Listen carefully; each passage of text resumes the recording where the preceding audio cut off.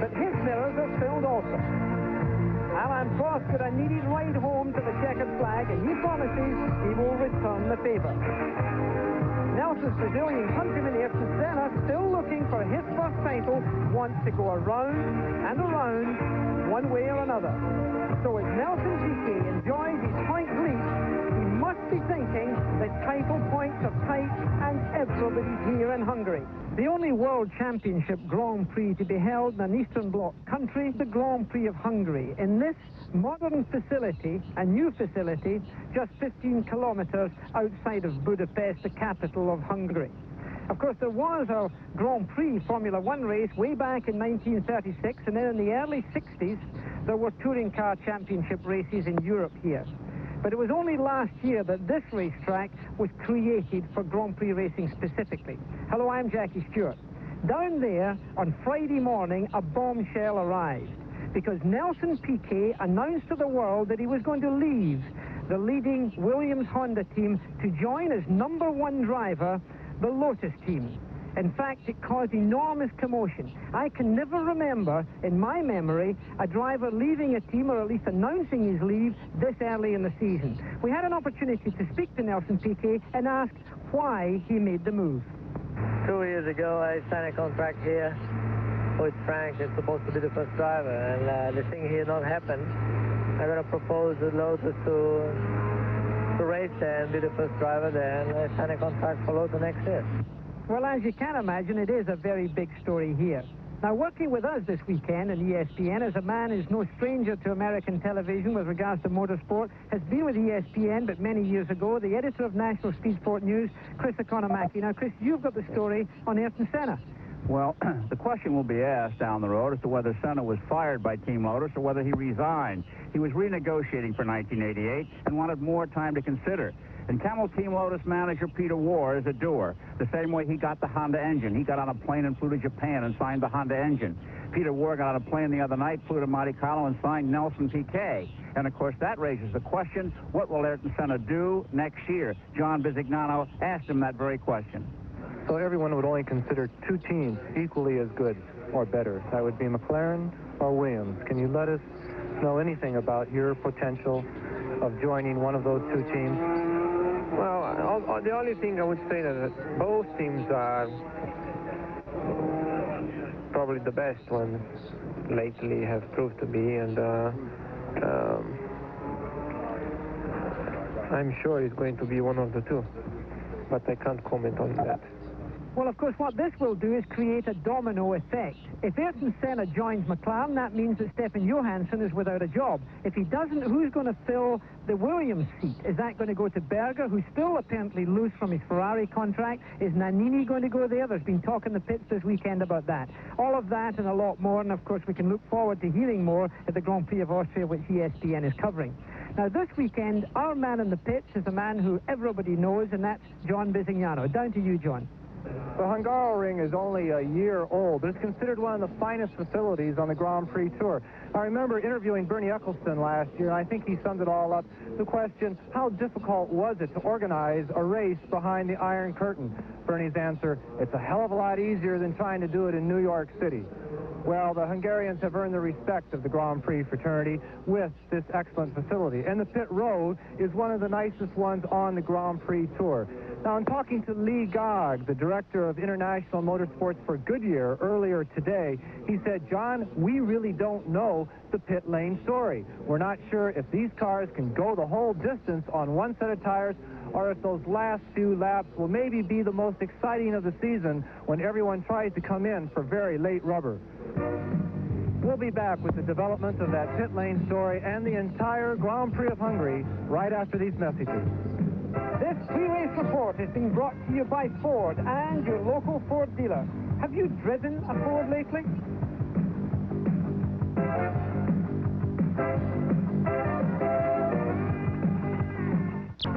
ESPN's coverage of the Hungarian Grand Prix is being brought to you by Acura Legend and Integra, exclusively at your Acura dealer. By BF Goodrich PA Radio, we make your car perform. And by Quaker State Motor Oil. New Quaker State with QSX keeps your engine cleaner to last longer.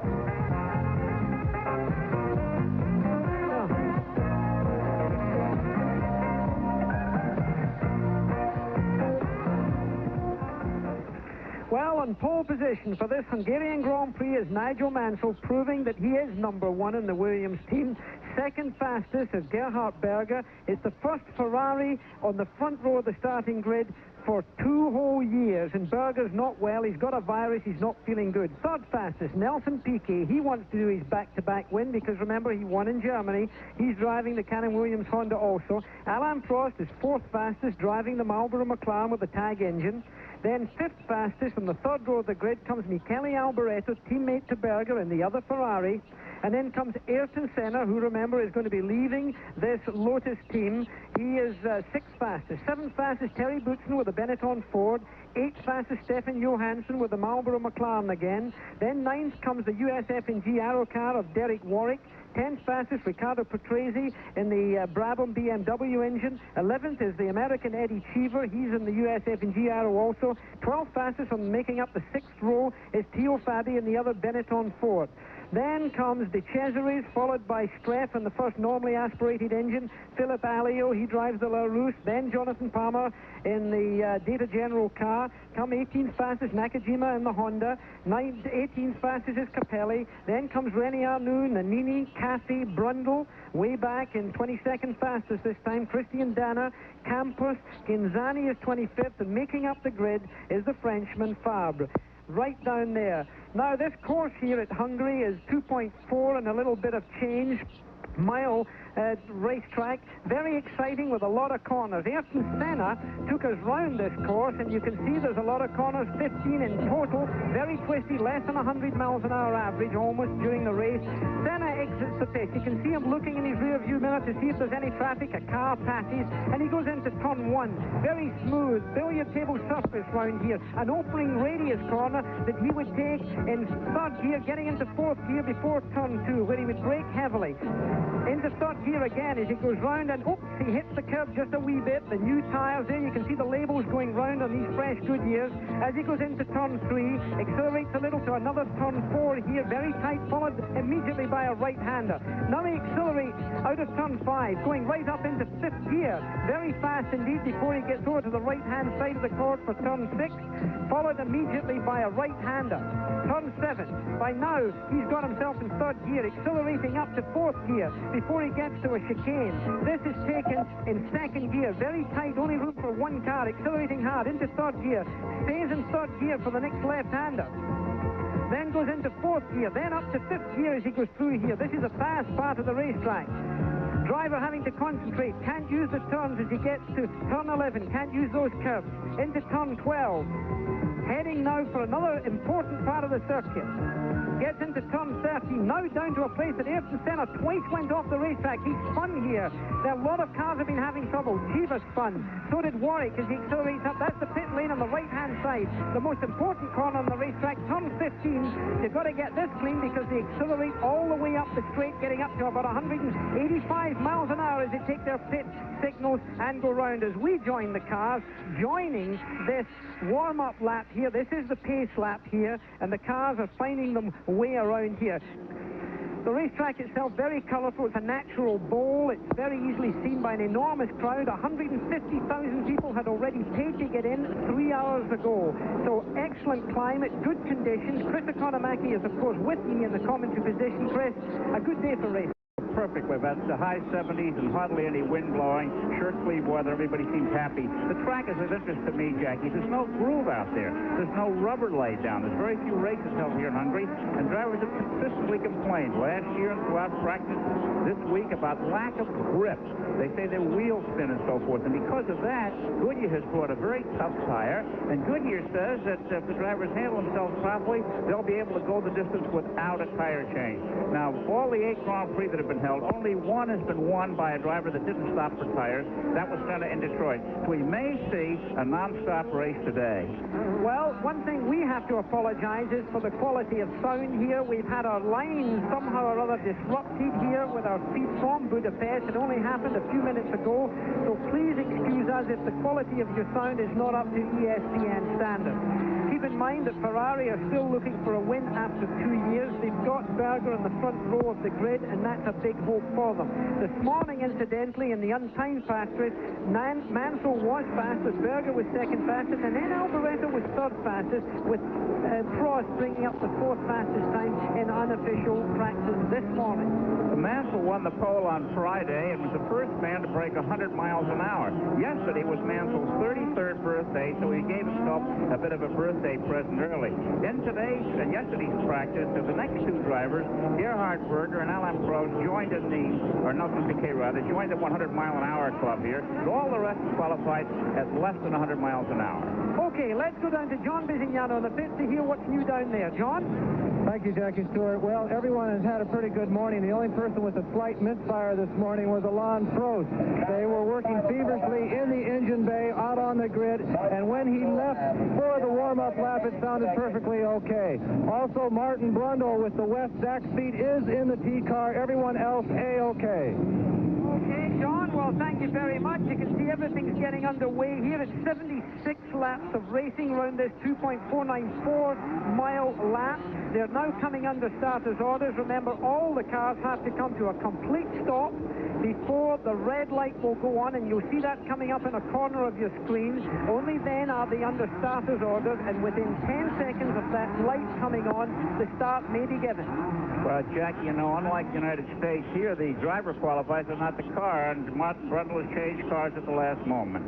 Okay, so we're close to getting under starters' orders. We've got the lights up on the left-hand side. They're still to come on. It's a staggered grid. They're not side by side. We wait for the start. Berger sort of jumps the start. That was bad for him. He could be penalized for that. Alain Prost looking for a way through, but my goodness, did Mansell get a good start. Then the other Williams of Piquet tucked in behind him. Then Alboreto gets in behind, and Berger goes right round the outside, as does Alain Prost. There is a move by Berger. He, in fact, passed Alain Prost and passed also Nelson Piquet. There was a move. That was very clean. It was without complication, no contact in seat that we could see, as they already are well round this racetrack, down on the bottom of the bowl, and it's Nigel Mansell leading this Hungarian Grand Prix, followed by two Ferraris, then Piquet, then Senna, and it looks then that only Alain Prost comes up. You know, yesterday in practice, Berger stopped out on the course, and practice started. He's been having trouble with the start. There's very little traction on this racetrack and a lot of wheel spin, so I guess this start yesterday helped him to make up for the gap he had right at the early part. Well, it could be that the officials may give him a penalty of 1 minute for so-called jumping the start, because he did move before the green light came on. Nigel Mansell of England getting around here, leading the pack, getting hard pressed by both the Ferraris, you can see, and then up comes Nelson Piquet, a man who is used to pacing himself a little bit. Then the yellow car, of course, that is the car of Senna. Then comes Prost.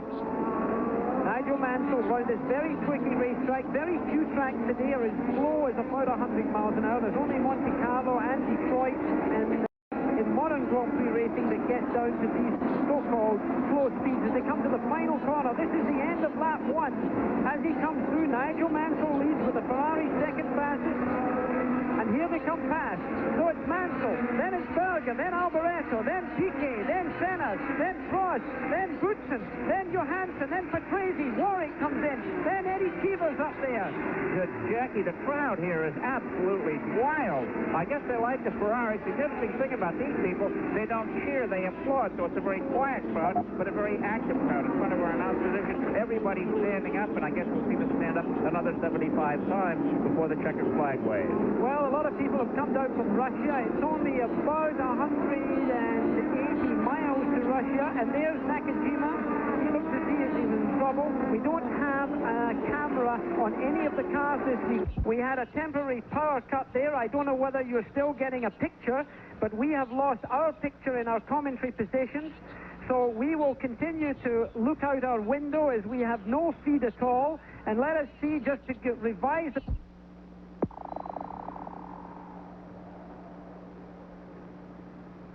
Hello, this is Jackie Stewart with Chris Economaki. We're at the Grand Prix of Hungary. Unfortunately, we've lost picture from our monitors. Let me reiterate who is up there. Nigel Mansell is leading. Berger is second fastest. Alboreto is in third fastest. And we'll be right back after this.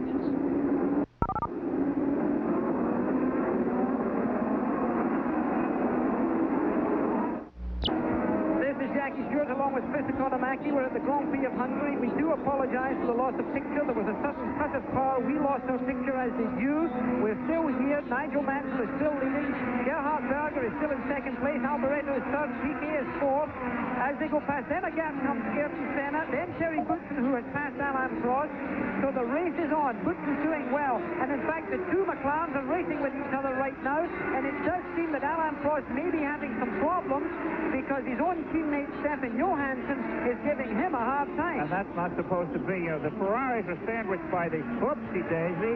And here's that's Philippe Alliot, who's gone off the road there. He's spun off. It looks like he's going to get restarted if he's kept the engine going. Yes, in fact, he had it in a gear ready to go. He had dipped his clutch. There's a good saying when you spin off. When in doubt, both feet out. You drop the clutch and you get on the brake. Well, that shows how good this circuit is. There's room for somebody to make a mistake like that, Jackie, and get back in the race without banging his car against something. But getting back to the race itself, Mansell was a half a second a lap ahead of Berger last time around. Now it's 7/10 of a second, and it looks like Mansell is starting to stretch the advantage right here. Those two Ferraris, third and fourth, and Piquet in fourth. And there's Satoru Nakajima, the first man out of the race.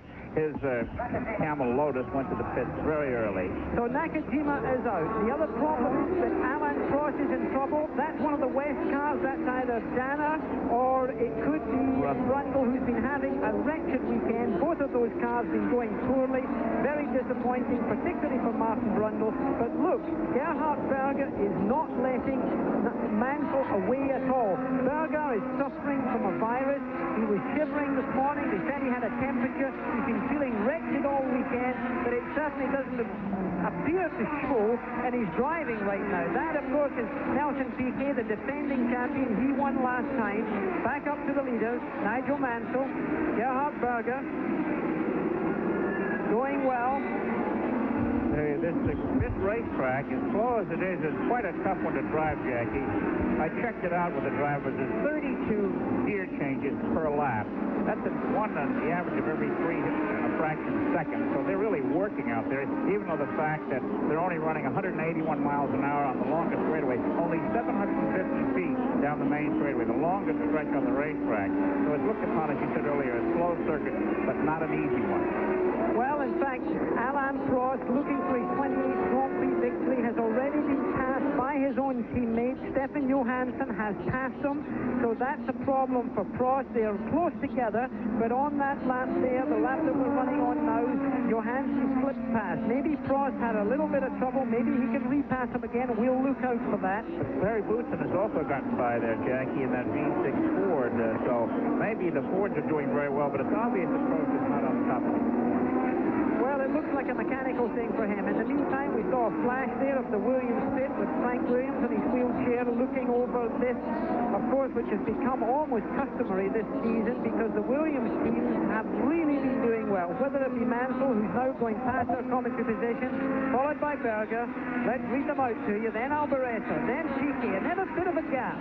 And before that, look, we're still looking for the man. There's Senna. Then there's Boutsen closing up. Then there's Johansson. Then Prost.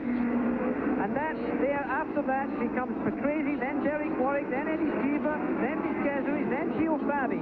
As we, of course, look further at our leading group. The first 9 cars, Jackie, are covered by only 1.5 seconds. So despite the interval you see on the screen, it looks a lot of space out there. From a time standpoint, it's still quite a tight event. Berger is moving up on Mansell now.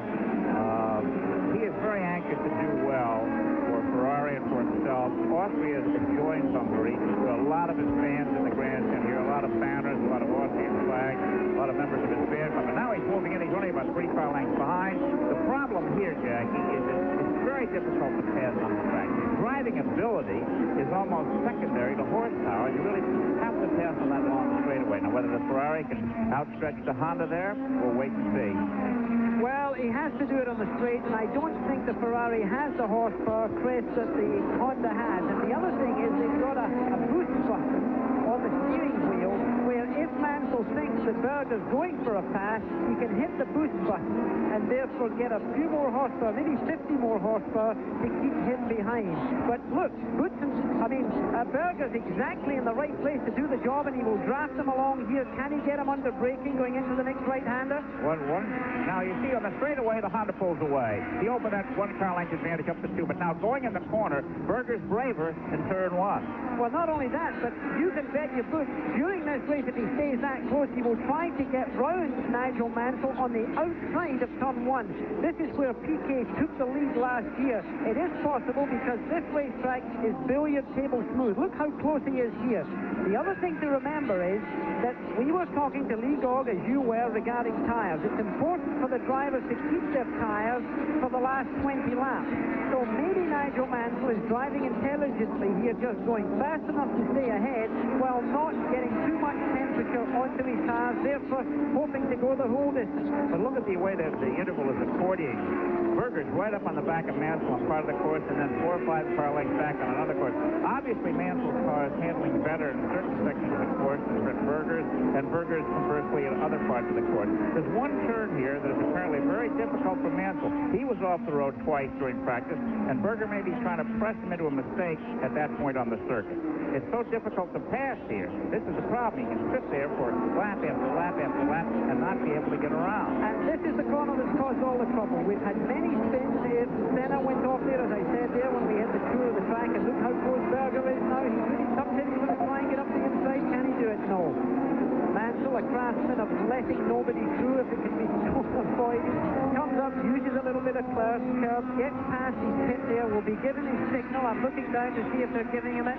Now watch Berger here. Berger is a very intelligent driver. He's not an old driver, but he is intelligent. He's a tall driver. He's a man, I'd say close to 6 feet tall, which is abnormally tall for a Grand Prix driver. Most of them are shorter.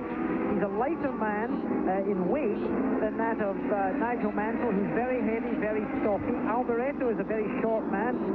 I like to say, like Jim McKay says, that we're men of average height. Well, Alboreto's a man of average height.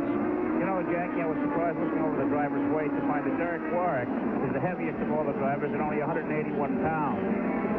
Well, Grand Prix drivers historically have been compact people. They're very fit, they train very hard.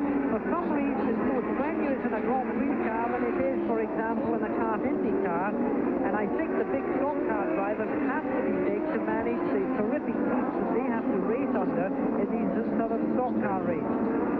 We're at the Grand Prix of Hungary. The racing conditions are beautiful, the crowd is big, and so far, Nigel Mansell is leading this Grand Prix. We'll be right back after this.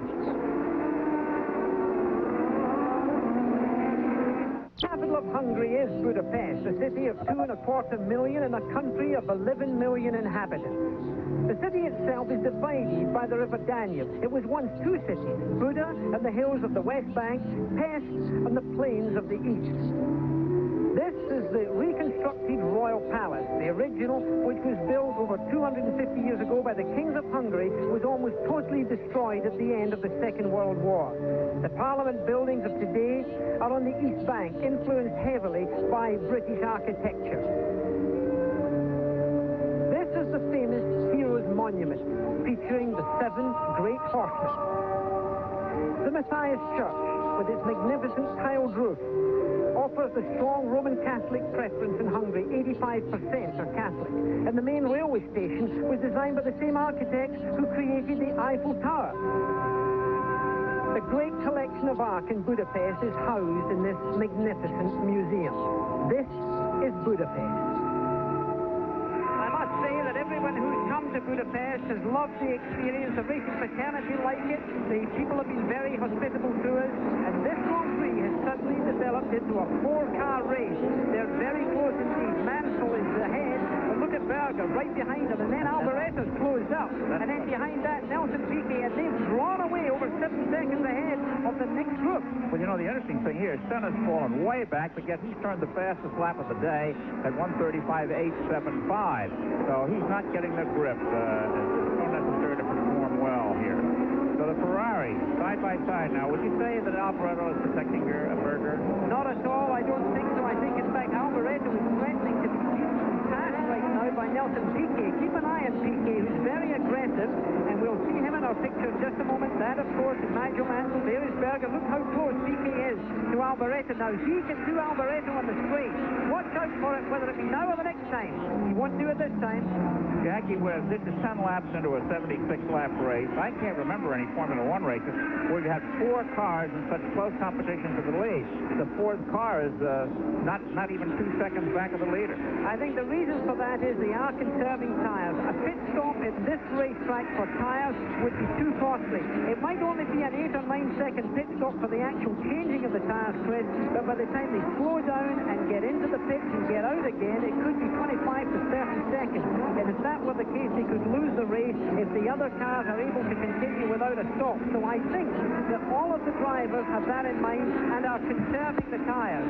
However, I do think that Prost has got himself in a major problem because he's way down in 8th position. So Alain Prost, the defending world champion, looking for his 28th Grand Prix victory. That's to beat my record of 27, and he equals that at the present time.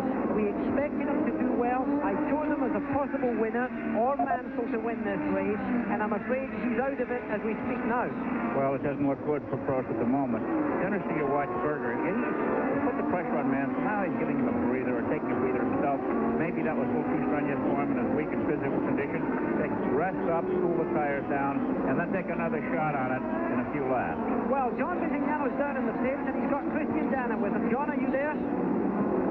I am here. Thank you, Jackie. We are here. We have Christian Danner. It's kind of a short Grand Prix for you, Christian.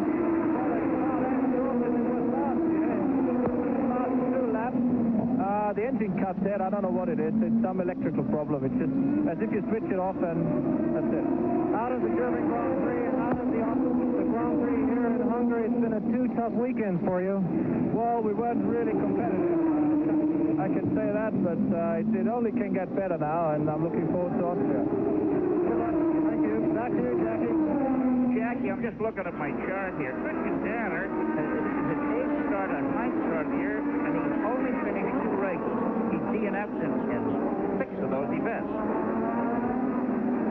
Well, that is, of course, a problem for the West team. They have not been as competitive as they would like to be, and Martin Brundle was certainly complaining also. The whole package in motor racing is terribly important. Nigel Mansell, and of course he's leading the race, and he knows what the total package means. So we had the opportunity of having a word with him.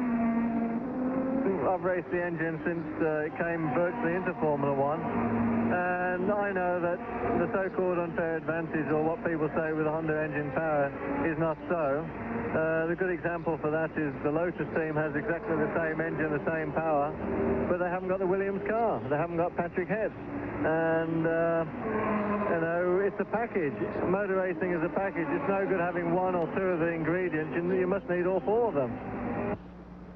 Well, the words of Nigel Mansell, and those are the words of wisdom, because it's the truth. You've got to have not only the best engine, the best chassis, the best designer, the best mechanics, and the best tires, but you also have to have a good driver. And Nigel Mansell, this year, I must say, has been driving wonderfully well. If you had said to anybody in the middle of 1985 that Nigel Mansell would be the force that he is today, they would have laughed at you.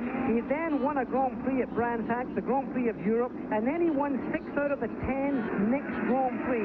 And he certainly is showing his strength. And he's pulled away from Gerhard Berger by at least 1.5 seconds right now.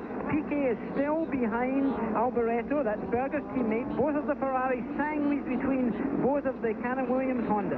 You know, it's amazing. Mansell's third in the points with 30, behind Piquet with 39 and Senna with 35, and yet he's DNF'd in 2 races. And to be that far up with 2 non-point events is quite remarkable. The car is superb. Nelson Piquet, unbelievable. He has never finished worse than 2nd place this year. And 1 race he DNF'd, and the other race he was not allowed to drive because the doctor said he hit his head too hard in a practice shot, and he's leading the point standings with 39 tallies. Amazing. Well, let's just look over the situation after 10 laps. We've got Nigel Mansell leading, then Berger, then Alboreto, then Piquet, then Senna in 6th position, Goodson, then Johansson, Prost, Patrese, and Warwick. We're in Hungary, and we'll be back.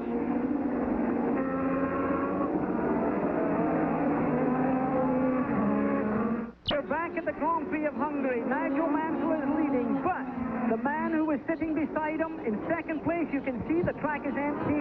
While we were in commercial, Gerhard Berger of Austria, driving the Ferrari, rolled to a stop right in front of the pit here. He took off his steering wheel. He kicked the back wheel. He looked down, whether it's suspension or whether it's engine, I don't know. And he walked over the pit lane, got over the wall, and that's the end of the day for the Ferrari driven by Gerhard Berger. And you can see perhaps the car, there the car you just saw, flash of that red car sitting in front of the pit. You can see it on the left-hand side of your corner right now. There it is, Gerhard Berger's car, a morose sight really for the Ferrari lovers, because my goodness are they here in style. So that's the end of that race for him. But Alboreto now, of course, he is in second place. Nelson Piquet, still putting pressure on him, is in third place, driving, of course, the Cannon Williams Honda. Well, Mansell now has a 6-second lead on Alboreto, and is clearly out in front with no problems whatsoever. But here's the battle for second. And Alboreto went over a curve there, and suddenly Piquet was right on him like a dose of salt there. Alboreto just made a slight error of judgment on hitting an apex. You could have seen the car go up in the air there just a little bit. And there's somebody done it, Prost. And it looks like the other McLaren. It's Johansson and Prost, both of the cars together. One of them seems to have stalled. In fact, it's Johansson that stalled. Alain Prost, the intelligent Alain Prost, somehow or other kept his engine running, was able to proceed. Those two drivers were going round side by side, or at least nose to tail. And now, of course, the number 2 driver can't get it going. He's zipping the clutch, but somehow it's not going. That's the pit of Berger. He's sitting down. Remember, he was unwell to begin with. He's being talked to, of course, by the media, and of course there are hordes of them here, and when a Ferrari drops out, there's even more of them. The battle for second place you're looking at right now, that's the red car being driven by Michele Alboreto, the young Italian. And of course, in third place, the defending champion right now, as Nigel Mansell starts to get into traffic. He's getting through the slower car. This is the opportunity that the second and third place I'll be looking for. When a slower car holds up the leader, they'll be able to close the interval to some extent. Piquet is putting the pressure on Alboreto, filling his mirrors up. Notice how much wider Piquet swings than Alboreto swings in some of the turns. In fact, Piquet has peculiar lines almost in certain corners. We saw the French Grand Prix with Piquet being passed by Nigel Mansell in a place that he looked like he had made a mistake. This time it was Piquet who got on, and one of the Benetton stopped. That looks like, is it Theo Fabi or is it Boutsen? It's Theo Fabi.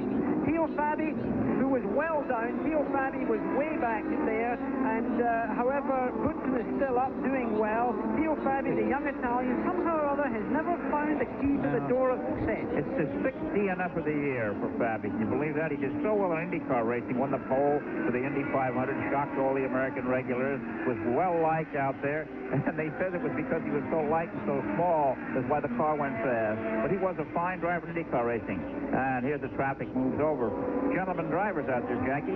Well, there's a few of them left, Chris. There is room for gentlemanly behavior and, of course, good manners.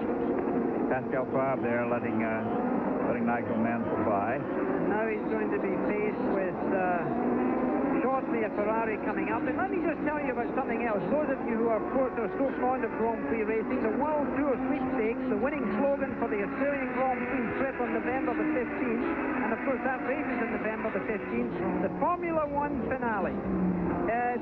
Well, let me first of all, before we go to this, John Bizignano's got a story for us, so I'll come back to the sweepstakes. John, are you down there? Yes, Jackie, I'm right here in the Ferrari pit. It's a sad Ferrari pit at the moment. Gerhard Berger out of this race with a gearbox or drive shaft problem. Gerhard has always been very cooperative with us on interviews and so forth, but the guy is just so ill. He's the color of his jersey. He's almost red and green combination.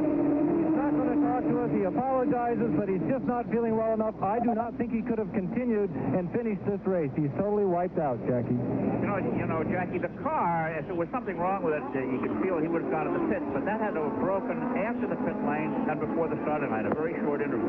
Probably on the third gear uphill right-hand bend under hard acceleration. If a drive shaft went, that's where it would go. He got out the car, he kicked the left-hand rear wheel, because I think that's probably where the drive shaft went. It would be there. And there, in the meantime, is Nigel Mansell charging his way around as we'd expect. He's certainly in contention for the World Championship this year, and he wants to make the point. Now, this traffic has given Alboreto Alboreto a bit of a break. He was 5 seconds behind Mansell. Now he's only 2.5 seconds back. Well, that could be a threat. It could, of course, be that Nigel Mansell is seeing the intelligence of backing off a little bit. He comes over the start-finishing line for yet another lap. We'll be back.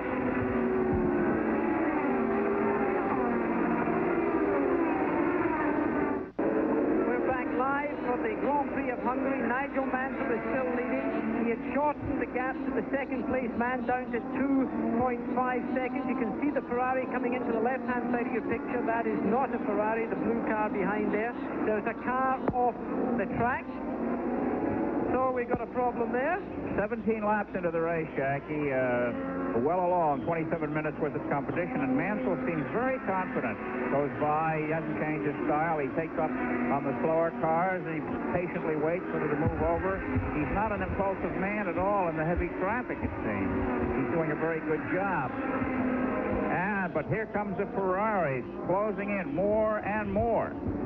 Michele Alboreto, the sole Ferrari survivor burger, having gone out earlier, passes this machine on the inside and tries to shorten that interval to the lead car. Last time by, it was 3.1 seconds. Now, that's 2 seconds he knocked off in that last lap, Jack. But more important, Piquet has fallen right behind Alboreto. His gap has widened, and he's out of it a little bit. So this race is a bit of a yo-yo. It's going up and down, and these gaps are shortening and lengthening. Anyway, we've got quite a lot to talk about here as well about Grand Prix racing. I just attract you to the Formula One finale. This is regarding the World Tour sweepstakes with the winning slogan for the trip to the Australian Grand Prix, which of course takes place on the 15th of November. To enter the sweepstakes, write the slogan on a card with your name and address and mail it to World Tour Sweepstakes, P.O. Box 911, Ridgely, Maryland. That's Maryland 21683. Two lucky couples will win an all-expenses-paid trip to the Australian Grand Prix, including a week of the festivities surrounding the race. Now, the winning names will be chosen by random drawing, but the entries must be received by 25th September. So get your entries in. It's a wonderful trip. It's a great Grand Prix to go to. Believe me, one of the best, and it could be the clincher for the World Championship. So go into our ESPN sweepstakes and find the formula that you can find for the best winning slogan. Well, Jackie, once Mansell got in the clear and got rid of some slower cars, he added another second on Michele Alboreto. So this Williams Honda is just right for this racetrack today. Got his left front wheel up on a curb a little bit there. He's a very smooth driver, calm, unfettered kind of guy. Reminds me of a World War II Spitfire pilot. Take things as they come. You know, Chris, out of a racetrack, out of a race car, he really is calm. But the criticism of Nigel Mansell within the fraternity is that once the visor goes down, sometimes the lights go out, and he gets extremely excited and doesn't drive in the manner that we're seeing him drive in today. I think he's pacing himself very well. He's not trying to rush through the traffic, as I've sometimes seen him, and I think he's driving very intelligently. Of course, maturity comes through experience, and of course he's been watching other people do it, people like Frost, and they've done it well. You know, Jackie, I watched him on the television from the Grand Prix of Great Britain at Silverstone, and I have to say that whether he was excited or not, that come-from-behind drive was something to see. It reminded me of Fangio in the 50s. And speaking of experience, Jackie, you know what experience is? Tell me, Chris. Experience is what you get when you don't get what you want. Well, I've had a lot of that. Right. Okay, now let's see. Out of the race, we've got Nakajima, who was the first man out. Then Christian Dana went out. Then, of course, we saw Berger's car parked there. Gerhard Berger from Austria in the Ferrari. He's out. Theo Fabi went out in the Benetton car. And then Stefan Johansson, you saw him having a lot of trouble. It looked to me like the clutch went wrong there, or the transmission went wrong, because he could not re-engage gear. That's Terry Boutsen you're looking at right there. He's right up behind Senna. There is a good battle. Now, Terry Boutsen driving the Ford-engine Benetton car, giving the active suspension Lotus with the Honda engine a hard time. This is a slow racetrack, remember, less than 100-mile-an-hour average they're going round at right now, and it's very interesting that the Ford is being competitive with the Honda on this racetrack. You know, Michael Cronopus, who had Ford race in the United States, is here, as is Walter Hayes, the vice president of Ford, who had brought the company into racing way back in 1967. Now, I'm sure they wouldn't have been here unless they thought that engine was going to do something worth seeing. Well, it is a popular racetrack for folks to come to. Somehow or other, the eastern charm of this block of countries over here has attracted a great many people. I saw a whole bunch of people from the United States here who are here with a large Elf fuel company.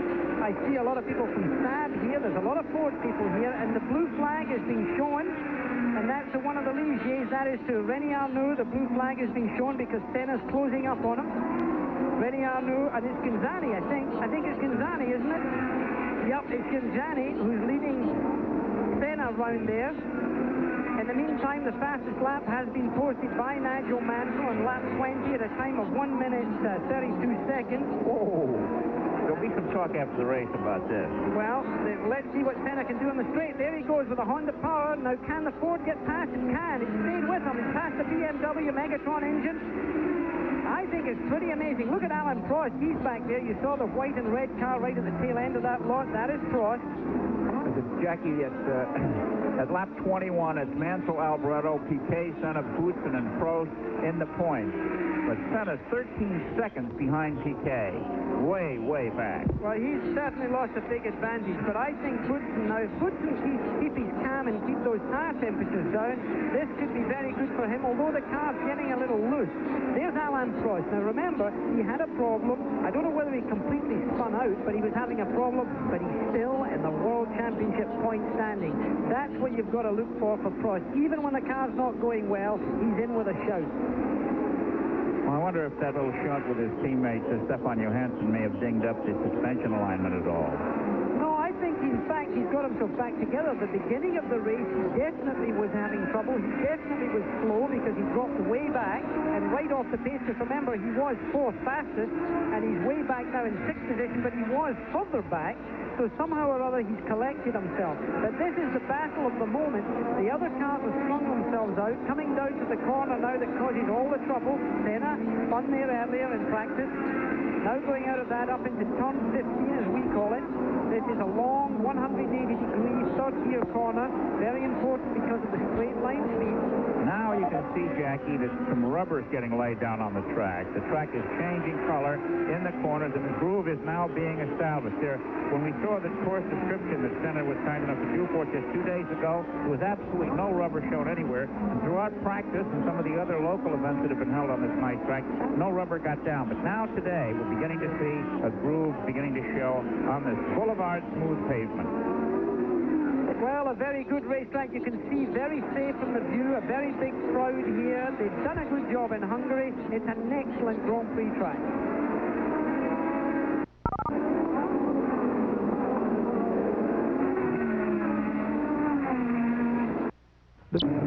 One week from today is the Grand Prix of Austria. I think it's a beautiful Grand Prix. The whole World Championship Tour. Certainly one of the fastest tracks with an average speed of over 160 miles an hour. So 1 week from today at 8:20 Eastern Time, please join us for the Austrian Grand Prix.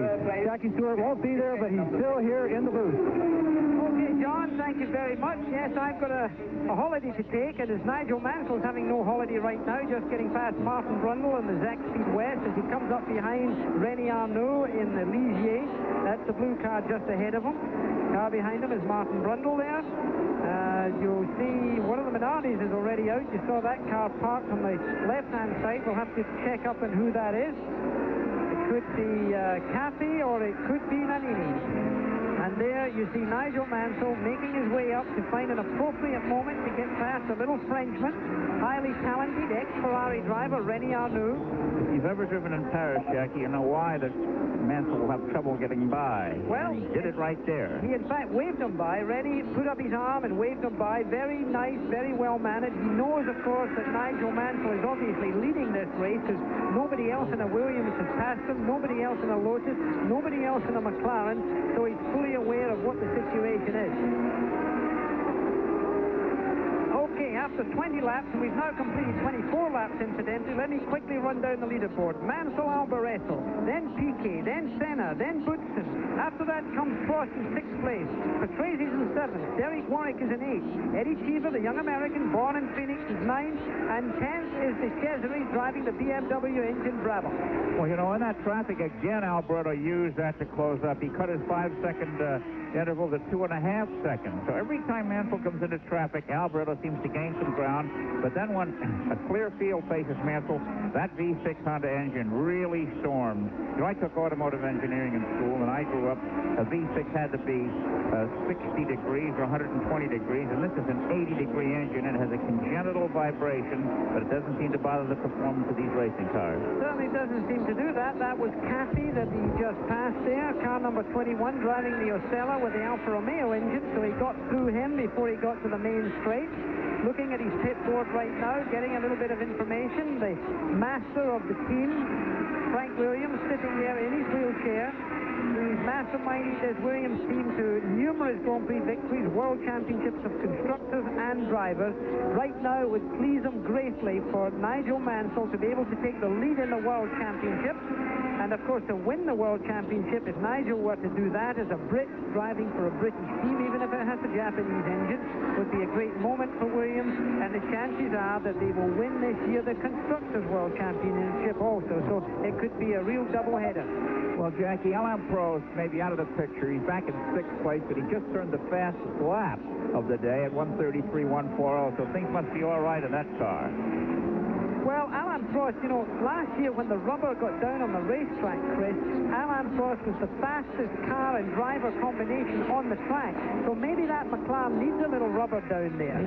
However, Nigel Mansell for the second. Let's talk to Nigel Mansell. We had that opportunity earlier about this Hungarian Grand Prix racetrack. I wouldn't say it's got a favourite part for me. It's very demanding. You've got about 5 corners linked to one. You get one wrong, you get all the next 4 wrong. I think that's very demanding, and if you get it right, it's probably very satisfying. But the circuit is very difficult, and it is slow. Well, slow it may be for some, but fast as it is for others, because Nigel Mansell is setting a pace that, frankly, the rest of the field are not really getting any advantage from. He's well in the lead now. Michele Alboreto is getting through some of the traffic, and Nelson Piquet has closed right up in Alboreto. There it is, right there in our picture. He got past Martin Brundle, going round turn 1 there, and the red car in front of him, in fact, was the car of Michele Alboreto. So there is a lot happening. This should be interesting to watch. We're back at Mansell now. Look at that. He's got it all to himself. But then in the next group comes another Williams car, and then the red car, you know, is Alboreto. So he's having a real tight race there. All of a sudden, Alboreto has fallen over 8 seconds behind Mansell and allowed Piquet to close up. And maybe the Ferrari is starting to misbehave. Well, let's wait and see. The Ferrari's been totally uncompetitive this year so far. They've really been in the doldrums. This is the Lotus pit. Ayrton Senna's left front tire, you can see there. They're all marked. We've got an American, Kenny, incidentally, changes the front left for Ayrton Senna. He's an American airline steward. Comes from New York City, comes to all the Grand Prix as one of the Bravos, and that's the Cesare. The Cesare in the BMW Bravo having a wheel change, so he's finding the rubber not quite to his liking. We've got no clock on this. Yes, we have. It's up past 8 seconds, 9 seconds. It's a long stop for Grand Prix racing, 10.13 seconds. And there you see the battle for second place. That's the red car in the middle there with Piquet close behind them. Getting past René Arnoux, driving the Ligier car, the blue car with the blue racing colors of France. They'll pass him on the straight. Piquet looking... Oh, look at that. They're not passing him that much. Piquet gets through also. Oh, Mr. Piquet's in a hurry there. Left it a little late there. Alboreto's fallen 12 seconds behind Mansell in this jousting in traffic. Now it's a question. I don't think Nelson can pass them until they get to the main straight again, because unless Alboreto makes a major error of judgment, this racetrack is very difficult to pass on. John Bisignano, you're down in the pit. I'm right here, Jackie. I'm with Stefan Johansson. Stefan, no podium for you this weekend. What went wrong? Well, we were fairly well off the pace the whole race. We had very little grit. And when I went into the half the first gear, something just locked in the transmission. And the car just spun around and unfortunately died, so I couldn't restart. But I think it was something jammed anyway inside. That's the third gearbox to go away in this race. Bobby's out with a gearbox problem. Berger's out with a gearbox problem. And now you. Did you think this was going to be such a gearbox problem circuit? Not really, no. I mean, it hasn't got enough grip really to present a gearbox problem. But for my problem, it was a peculiar problem. I mean, it wasn't something very normal, I would say. Thank you, Stephen. You'll get him in Austria. 32 gear changes. Back here, Jackie. Yes, 32 gear changes. The lap is Chris Economacky just reminded me, and those 32 gear shifts may well have caused a disarrangement within that gearbox of the Marlboro McLaren. But, you know, we could see that there was a trouble when he was trying to have that car restarted. He had dipped the clutch, and of course, the wheels were all locked up. So there is a disarrangement in there that clearly is a problem for him. But look, and there's a problem for Alboreto as Piquet goes through. Alboreto locks up the wheel. That's right. But the left front smoked the tire. He definitely lost the gear shift or did something wrong coming out of turn 1, because it was in turn 2 that he suddenly was gobbled up. He fell asleep, Jack. Well, could easily be, but the young Italian seldom does that. I think you'll find that he will now fall off the pace. I think you'll see Michele Alboreto just steadily drop back now, and Piquet will now have a look at his own teammates. Now we're going to have to see whether Piquet can cut the interval. Right now, it's about 12 seconds. We'll see what it is as they come by lap after lap. 1-2 for Team Williams. Remarkable. That's the way they finished in England. Something else. Well, they've been very consistent. The engineering of the Williams team is by far, I think, the best in the business. So, we're at the Grand Prix of Hungary. Racing is still fast and furious. Nigel Mansell is still in the lead. Nelson Piquet is now in second place. We'll be back later. This Goodyear tire here can do just about anything on a racing track, but when the car is actually stopped and they want to set the vehicle up, they're never used. It's just not accurate enough. They have a seal wheel that is absolutely symmetrical. This is used for setting the car up relative to caster and camber, toe in and toe out. When a driver talks about getting the right combination with the car, this is what he's talking about, putting the whole chassis in tune, the suspension with the tires and the wheels and so forth. To be just a tenth of a degree out at 200 miles an hour can be a very uncomfortable feeling for a driver. So when it comes time for setup, off go the Goodyears and on come the steel wheels. Okay, so we're back here now live at the Grand Prix of Hungary. We are going to have a little replay of the pass that we had with Nelson Piquet getting into second place with Michele Alboreto, which was quite a fast move. There it is right there. Alboreto came out and suddenly Piquet swerved his pass. You'll see Alboreto. Look at his left front wheel lock up, the right-hand side of your picture. He was taken by surprise, there is no doubt. And Nelson Piquet probably worked on that for a couple of laps before he did it. Now, incidentally, Alain Prost is catching up on Terry Boutsen. That's a story that we've got to look for, because Terry Boutsen's in 5th position. Alain Prost is way back in 9 seconds behind Terry Boutsen, and he's closed up to about 5 seconds. So Prost is getting himself in the groove and perhaps could be doing well. This man is still in the lead. That's Nigel Mansell. Well, this is a great racing circuit, Jackie. The government of Hungary built this racetrack at a great cost, and are they ever supporting it? We drove in from Vienna, and from about 40 miles out, we saw a sign for the Hungaroring. That's what it's called. And the sign is a racing crash helmet in red, just the word Hungaroring, and then an arrow on which way to go. They give you an indication of how this country of over 10 million people is behind the race. There's only one radio station in all of Hungary, and it's doing a 12-hour broadcast today from this racetrack. There are 12 announcers here. I didn't realize that there's only one radio station in Hungary. There's 3 TV stations, but one radio station. And because of the race, they raised the national speed limit from 100 kilometers an hour to 120 kilometers an hour, and increased it in the cities, too. It's amazing that the support that the government has been giving the races here at the Hungaroring. Everybody seems to be enjoying it. There they are sitting down in this beautiful day in Budapest, Hungary. Yeah, Chris, they're certainly enthusiastic about their motorsport. One of the biggest fan mail collections that you get each year. Every time I get a stack of mail, a lot of it's from Hungary. In fact, they did raise that speed limit, in fact, in July up to 120 kilometers, which is about 70 miles an hour, and that's what it remains to be today. Now, this could be a very long race. Now, there is a regulation in World Championship Formula One racing that a race goes for 2 hours. And this race last year did also go for 2 hours rather than the 76 racing laps that we've got marked in here. So that's something that we can certainly look for. This is the battle here between Ayrton Senna and Terry Boutsen. Boutsen's dropped back just a wee bit.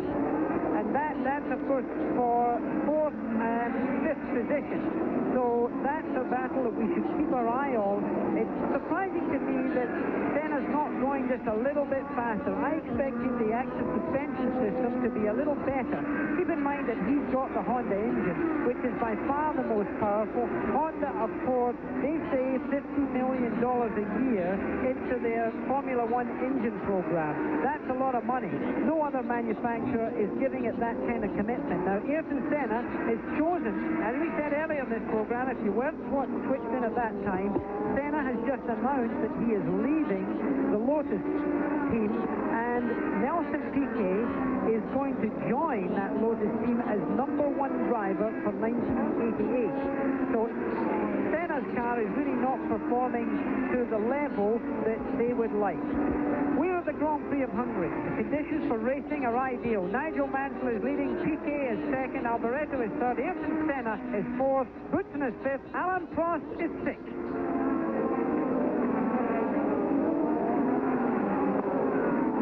This is Jackie Stewart along with Chris Economaki and John Bisignano at the Grand Prix of Hungary. Let me just tell you about some more motor racing on ESPN and Speed World. We've got NASCAR Winston Cup, the Budweiser at the Glen. That's today, remember, on ESPN at 12:30 Eastern Time, 9:30 a.m. Pacific. That's live from Watkins Glen, New York. Unique Winston Cup event and one of the most challenging road courses in America. The Glen is, of course, best known for its early beginnings of sports car racing, then to host the Grand Prix of America, since then IMSA competition. Dale Earnhardt continues to race towards the Winston Cup season championship, having recently won at the Pocono International in the Summer 500. And he's won close to $1 million now, but is followed closely, by the way, by Bill Elliott. Remember, he drives a Thunderbird in both money and points accumulation. And incidentally, for those in the stock car interest, Terry Labonte is on the pole. That's today on ESPN, 12:30 p.m. Eastern Time, 9:30 a.m. Pacific Time.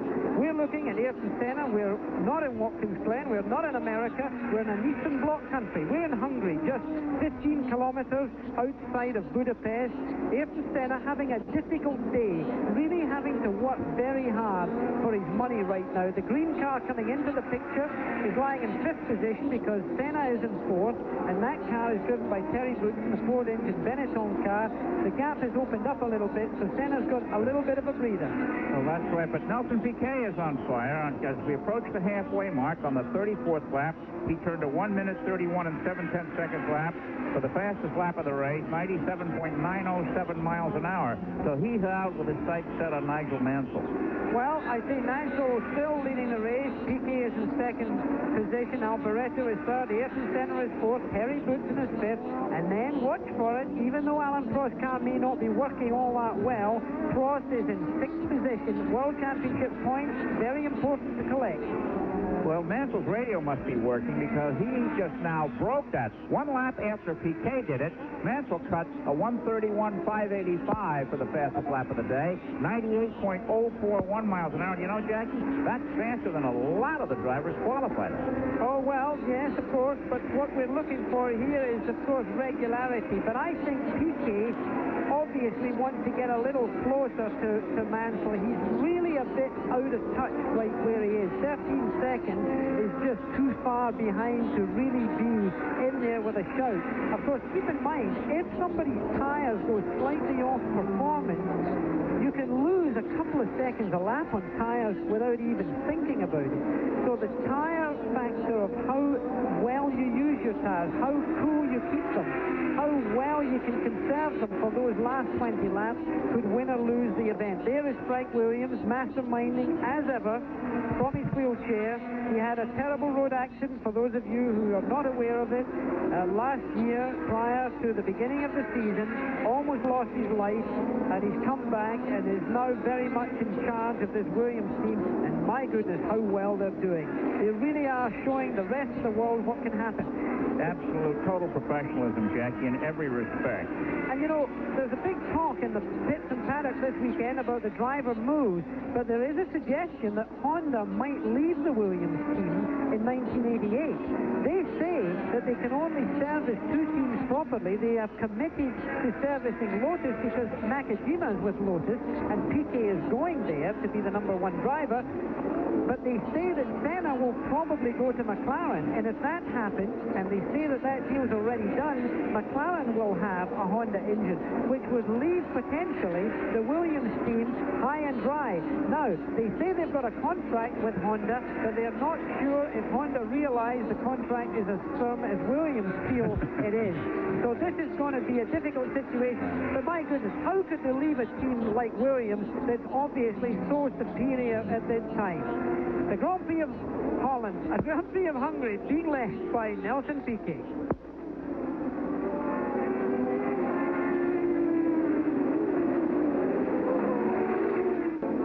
We're back in Budapest. ESPN's coverage of the Hungarian Grand Prix is brought to you by Mobil 1 Synthetic Motor Oil. Mobil 1 protects your engine better than any conventional motor oil. And that's been pretty much proved right for the moment because Nigel Mansell and Nelson Piquet are both running on Mobil oil. Now, our man in the pits is John Bisignano. He's got something for us down there. So let's lean down to pit lane and John. Thank you, Jackie. Well, you referred to this circuit as being Bill Bald smooth, and it is. And also, Krista Kalimaki was talking about the fact that it's such a new circuit that the people are trying to have grip into the chassis and just not being able to come up with it.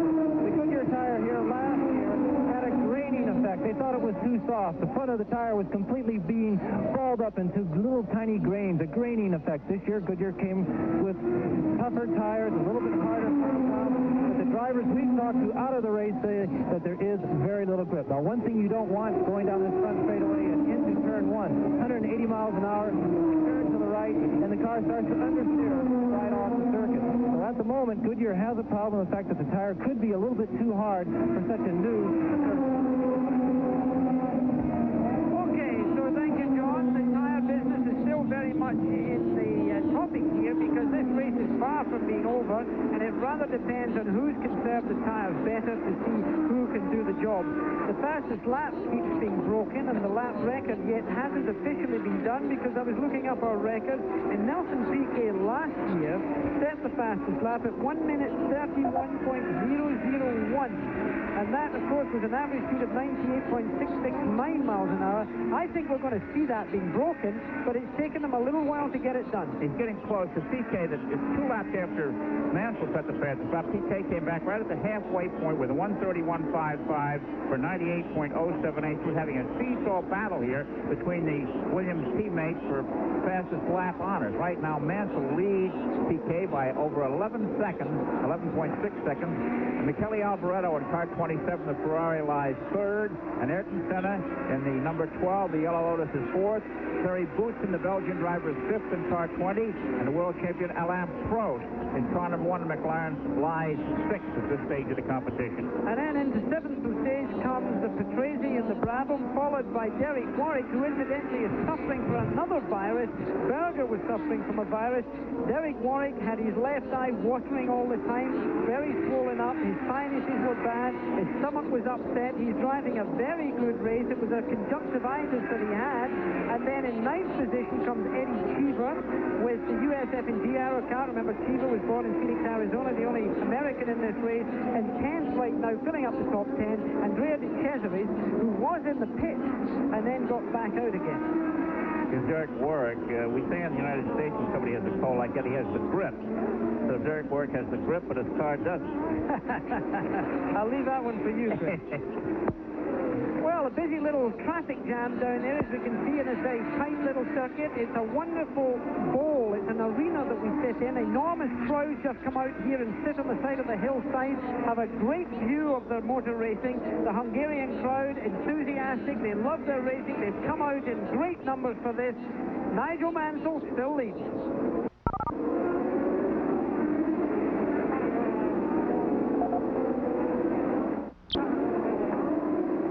look at the Grand Prix of Hungary. While we were in commercial, Nigel Mansell lapped Eddie Cheever in 9th place. John Bizignana had a look at pit stop, what it meant between Indy cars and Formula One cars. Many races have been won or lost in the pit lane. This weekend we have a chance to make a comparison between Formula One and karts. Upper right, Alain Prost, entering somewhat of a crowded pit lane, trying to find his stopping area, while Roberto Guerrero comes into a sparsely populated pit lane and stops in his area. Now the clock is on. At almost 7 or 8 seconds, Prost is ready to move, and even with a problem, he's out of his stopping area in 9 seconds.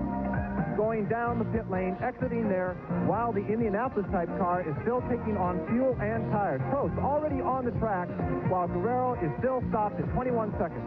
Now let's take a closer look at why the F1 boys are faster in the pit lane. Team McLaren puts 3 men on each corner. The man in the middle, with the air wrench, loosens the nut. The man on the left removes the old tire, and the man on the right puts the new tire on. Now, in kart racing, one person has to do the same job of all those 3 people. Obviously, it's going to take more time. Now, before any tires can be changed, the car has to come off the ground. In Formula One, 2 men are used to physically lift the F1 car into the air. In karts, air jacks come from underneath the chassis. These are activated by one of the 2 fuel men. Fuel is the main difference between the 2 pit stops. In karts, 2 men gravity feed fuel into the car. Fuel has not been allowed in Formula One pits for years. In Formula One, the driver attendant, his sole job is to plug into the driver and attend to his needs. Let's count the number of McLaren personnel used in an F1 pit stop. You have 4 corners of the car with 3 men working on each corner. That brings you up to 12. The driver attendant and the 2 jackmen bring you up to 15. Now, the team manager holds the stop and brake sign for the driver, and the radiator cleaner makes the total 17 people in Formula One for basically what is a tire change. In karts, you have 6 individuals changing 4 tires and adding fuel. 17-6. No wonder the F1 boys are faster. Well, with that number, the F1 boys can use the car while it's in the pits without any trouble at all. Now, Nigel Mansell has lapped and got into a situation where he's lapped everybody but the top 7 runners at this time. Alain Prost, the man you're looking at right now, just got out of a picture, and Alboreto's in trouble. Michele Alboreto, who's lying in 3rd place, is in trouble.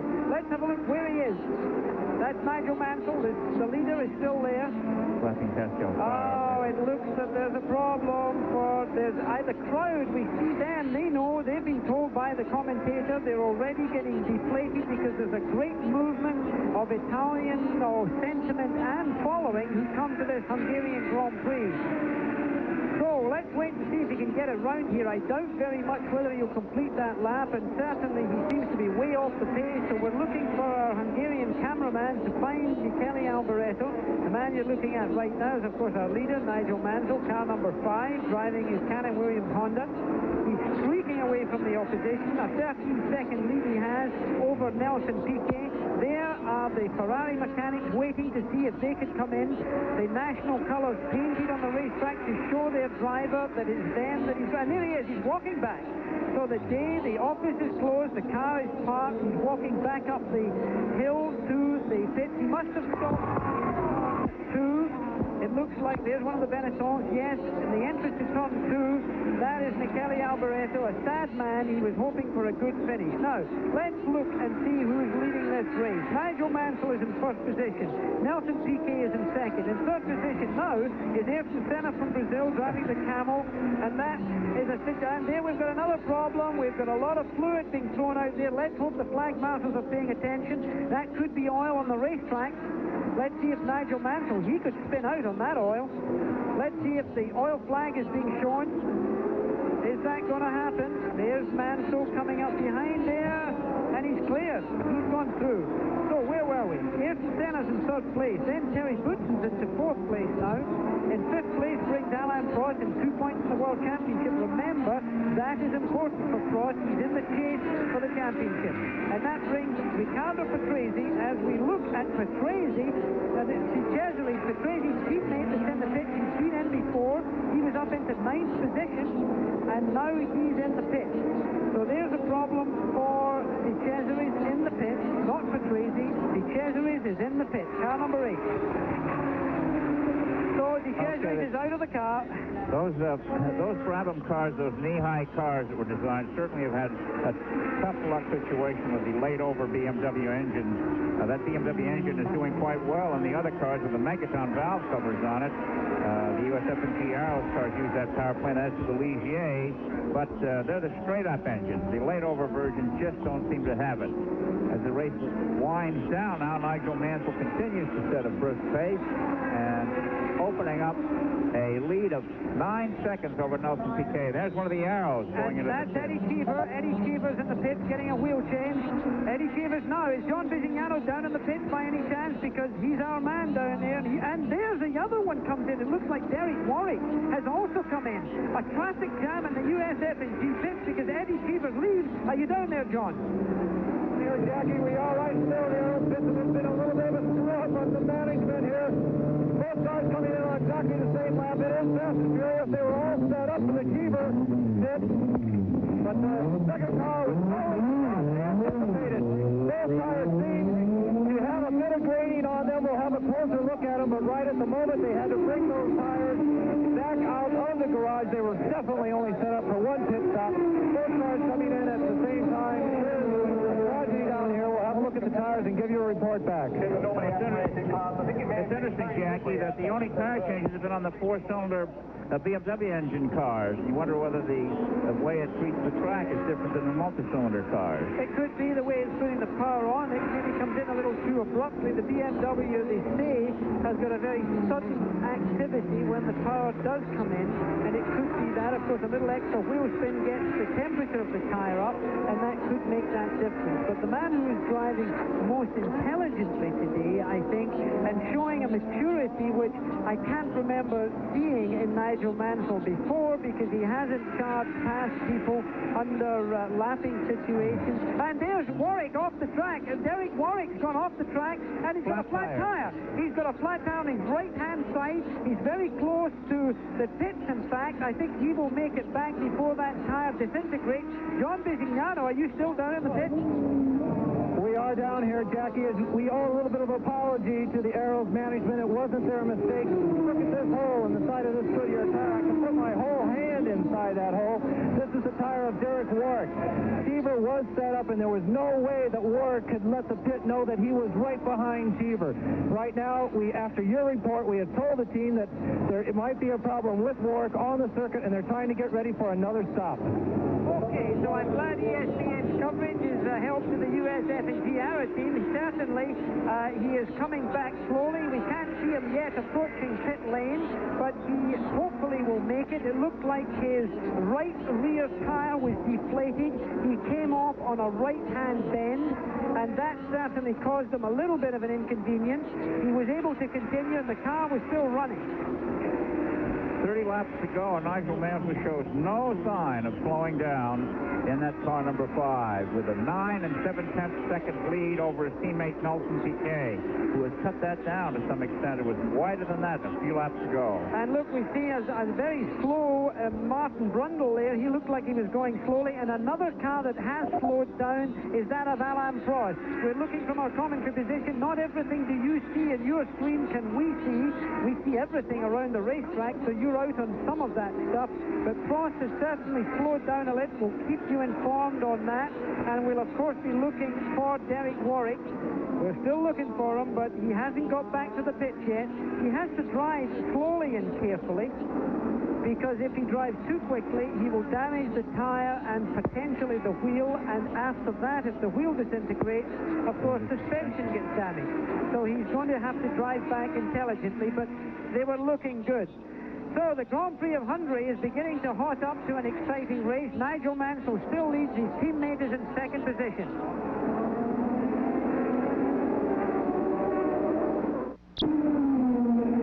One heck of a lot of activity down here in the Zach Westbeat pit. They just put the car out. We had a turbocharged fire. It looked like somewhat of a normal pit stop. When Martin Brundle first came in, they changed the tires, then the engine stalled. They went to take the cover off the engine, and everything erupted in flame. No one injured down here. Martin out of the car. Too bad for the Zach Westbeat team. They have had 2 DNFs here. We don't know if they're going to get restarted. They have an awful lot of extinguisher dust on the engine. We'll keep you informed. We're going to swing right around. We have Eddie Cheever back in the Arrows pit just behind us. Eddie Cheever, the driver from the United States, is actually taking off the nose cone. He has lost the left wing. This is going to be a little bit of a lengthy stop there. Throwing that nose on as quickly as possible. Number 18 nose has been replaced. You can see Eddie Cheever's frustration putting it in first gear.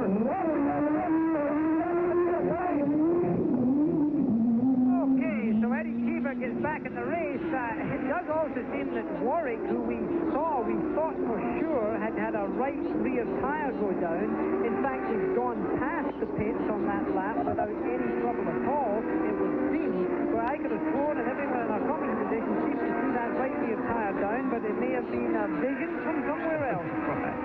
But Nigel Mansell, incidentally, has just done the fastest lap again, I see, Chris. Oh, yeah, on the lap 49. We're in the 50th lap now with a 131.347 for 98.296 miles an hour to take the honors away from his teammate, Nelson Piquet. Way back in 9th, 10th, and 11th positions is a race for the normally aspirated cars. These are cars that do not have turbocharged engines. They sort of breathe normally, and that's why they're called normally aspirated. Each of them uses the Ford Cosworth engine. Philippe Streff of France is 9th, leading that particular battle. Jonathan Palmer of England, a newly married doctor, is right behind him. And then Ivan Capelli, the young Italian, is 3rd. All three of those cars are using the same engines. You hear the term normally aspirated a lot. It means non-turbocharged. And there's a trophy for the makers of the cars and a trophy for the drivers as well, who do the best. And these cars have substantially less horsepower than the turbocharged cars, and they're not expected to win. However, Formula One racing will eliminate the turbocharged cars after next season. They're going to hobble the turbochargers next year by cutting the amount of boost pressure they can use, and a lot of the companies are designing new normally aspirated engines, and this is consensus of opinion that next year we're going to see a mix of winning cars, some with turbos and some without. Well, the Honda Motor Company have decided to go with turbos again for 1988. Although they've designed a normally aspirated engine, they say it's a V10. Can you believe that? A V10 for 1989. And that is rumored also that Renault are designing a V10 also. And of course, Ford Motor Company have got a normally aspirated engine, a new engine coming along to replace their turbo one, the one that right now in Terry Goodson's car is lying in 4th position. So there's a lot of development going in, and normally breathing engines are coming back to Grand Prix racing. The Ford engine, Jackie, where I was told yesterday by officials it is going to be an incremental engine. When I asked whether it's going to be a V8 or a V6 or a V12, they said it's going to be an incremental engine, and it can be anything. Uh-oh, here's trouble on the circuit with front suspension and a flat tire. It looks like Philippe Ayot in the Cal-Mel's Lola parking the car as the steering wheel comes off, and his day is done with the left front wing pointed upward, so he had an involvement with something or somebody, but certainly he's got it, and there the rescue crew have come around. They're dealing with things. Now, our man in the pit's got more news for us, John Bisignano. Thanks, Jackie. We're with Martin Brundle down here. You said we had a bit of an exciting pit stop. What went wrong, Martin? We had a turbo failure. I suspected that on the track. I was checking carefully to make sure I wasn't leaving any oil, and made my way back to the pits just in case they can do something about it. Sometimes it can just be a flange or something like that, but in fact it was a turbo problem. And as soon, of course, as they took the engine cover off, it lets oxygen to the turbo and it catches fire. You went out in the T car. That must be a bit difficult to go out in a T car like that. How much difference is it between your race car that you've had set up all weekend and to jump in the T car right before the start? Absolutely none, because I made sure this morning that my T car was set up exactly like my race car, because I was expecting problems after so many electrical problems yesterday. Thank you, Martin. Best of luck in Austria 1 week. Thank you. Yeah, we'll be there. Both Dak Westbeat cars out of the Austrian, not out of the Austrian Grand Prix, out of the Hungarian Grand Prix. Okay, so we're here again. Racing still going on. The top runners, Mansell, Piquet, Senna, Butz, and then Prost in 5th position, Petresi in 6th, Warwick, Palmer, Streff, and Nannini.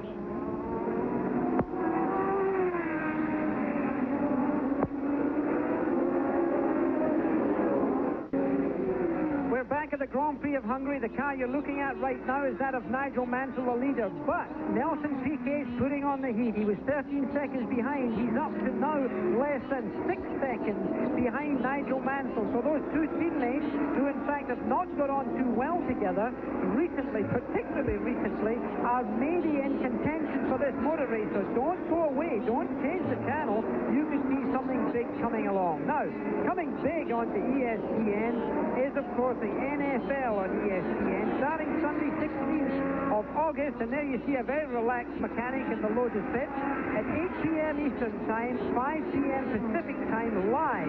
ESPN is the exclusive cable home of the National Football League. ESPN's coverage begins with 4 preseason games and continues with 8 regular season matchups, plus the Pro Bowl. Everybody agrees it's a fantastic schedule. So let's have a look at the schedule. The preseason game, Sunday the 16th of August, Chicago Bears play the Miami Dolphins. That's at 8 p.m. Eastern live. Now, all of these games are at 8 p.m. Eastern. Then, on the 23rd of August, Sunday, Los Angeles Rams to the San Diego Chargers. That's again at 8 p.m. Then, on the 30th of August, Los Angeles against the Cowboys. The September 3rd game is the Vikings versus the Broncos. Now, the regular season games, by the way, Sunday the 8th of November, the Patriots versus the Giants. Remember, again at 8 p.m. live at Eastern Time. Then 15th November, the Raiders versus the Chargers. On the 22nd of November, the Dolphins are against the Cowboys. So that's a great season coming up. Our ESPN announcers is Mike Patrick, Roy Firestone, and Ali Sherman. So join us for NFL. Chris Economaki. Okay, well, Nigel Mansell is being closed on by Nelson Piquet. The interval between first and second is now less than 7 seconds in the normally aspirated battle. 9th and 8th and 9th place is Jonathan Palmer lies 8th, and Philippe Streff of France lies 9th. These normally aspirated cars, they may not be so fast, but they are certainly reliable, and they're going to be around with a checkered flag wave. But right now, Nelson Piquet is starting to close the gap on Nigel Mansell. Well, it may be that it was traffic, because it was down to 6 seconds, or just below 6. Then it's opened up to more than 7 now, Chris. So I rather feel that Mansell is being uncharacteristically careful in traffic, because as we can remember on our ESPN coverage, he had a coming together with Ayrton Senna, the Belgian Grand Prix. He took both of them off the racetrack and, of course, caused a great kerfuffle afterwards by actually striking the Brazilian in the pit. Nigel Mansell is cool since then. Nelson Piquet is not cool. He wants to do well. He would love to win this race. Remember, if we were to win this race, it would be a back-to-back victory, because he won the German Grand Prix, and, of course, it would extend his lead in the World Championship. Oh, that's all. What it's all about is the World Championship. Right now, Mansell has 33 points. 6 would give him 39. Piquet would tie him with Piquet for the World Championship lead if they finished right now the way they're running. Senna would get 4 points for third. That would give him 31, and he's going to have to go some before the season is out if he wants to win that number 1 for next year. But right now, we could have a tie for the World Championship at the end of the day, Jackie. Right there, of course, Nelson Piquet would have to drop out altogether before the Mansell situation would allow a tie, because, of course, there's 9 points for World Championship victory, 6, that's to say, a Grand Prix victory, 6 points for second, 4 points for third, 3 points for fourth, 2 points for fifth, and 1 point for sixth position. But before the season is over, you'll have to throw away some of your points. Mansell, incidentally, on lap 55, has stopped the clocks at 1 minute 31.315 seconds for a new fastest lap, 98.331 miles an hour. But again, it's a seesaw fastest lap battle between Nigel Mansell and his departing teammate Nelson Piquet. It is interesting also, Chris, that they have not yet beat the fastest lap that was achieved last year in this same Grand Prix. Different tires, different weather, although it was much warmer last year, and you see one of the normally aspirated engines there being about to be lapped there by Nigel Mansell. Don't forget, last year Goodyear had competition from Pirelli. This year Goodyear has the entire field to itself, and they can bring whatever tire they want, and they brought tires that they felt were more reliable. Speed is not really of consequence to Goodyear, and they're showing reliability. We've had very few pit stops for tire changes. Well, it's been very well controlled, and this is one of the slower parts of the racetrack you're looking at right now. Nigel Mansell taking a lot of care and a lot of attention. He's not really making up a lot of ground there. That looks like Jonathan Palmer. He's following right there. It's a normally aspirated engine, the white car, the Courtaulds car. It does look like Jonathan Palmer. They've done well, the Tyrrell team. Data General and Courtauld sponsoring them. They've been in the World Championship points in Germany, which of course ESPN covered. And look how patient Nigel Mansell has been. I dare say now the gap will have narrowed between Nigel Mansell and Piquet because he just chose to follow, in fact, the pace of the Tyrrell car round, I would say, about 8 corners. And that was Jonathan Palmer he was behind. So he just gave it a nice, slow time. And in fact, I'm looking for Piquet, and I can't see him right now. The gap is what? 9.8 seconds really is beautiful now. He's really extended that factor. So Nelson Piquet has dropped behind Nigel Mansell, and I guess that it's traffic that we've seen that does it. Well, I guess when Mansell is advised over the radio that Piquet has set the fastest lap, Nigel just goes out and takes it back again. It's a psychological thing too, Chris. You know, when a driver thinks that he can do something, that is a time when he will have a lot of spirit. So I think that's what's happening right now. Nigel Mansell's not allowing Piquet to have that spirit come up. One man that's got a lot of spirit and an awful lot of knowledge is Lee Gogg. Right now, John Bisignano's down in the pits with Lee. Are you there, John? Yes, Jackie, we are here. Lee, we had a great conversation yesterday about were these cars going to be able to go the distance without a pit stop. What's your decision now? We've checked some wear lately, and it's just a little bit more than we expected. But I don't think either one of these two leading drivers dare come in right now. They would have an advantage, but there's not enough time left to use it. So I think they have to stay out. We've got 20 laps left. Is anyone diving in here for fresh rubber? No, I don't, because it's so hard to pass. Even if the tires are a lot better, they may not be able to use that advantage, so I expect them to stay out. Thank you, Lee. The only other question down here is how much fuel is left in those cars. We'll get some information for you on the consumption of fuel. Well, that's the only question. Jackie, now that there's some rubber on the asphalt and a groove, a tacky groove there, does that make passing any easier? Not really, because in fact it can also make it more difficult, Chris, because out of the groove it is very slippery. This is a fresh racetrack. There's been a lot of rain here in Budapest, and keep in mind it's not like the Indianapolis Motor Speedway or a lot of very sophisticated racetracks that have vacuum cleaners and sucking devices to take the dirt off the racetrack. Here it's another matter altogether. So we've got Ayrton Senna and the Stefan of Asanglis there right now. He right now is in third position. We're at the Grand Prix of Hungary.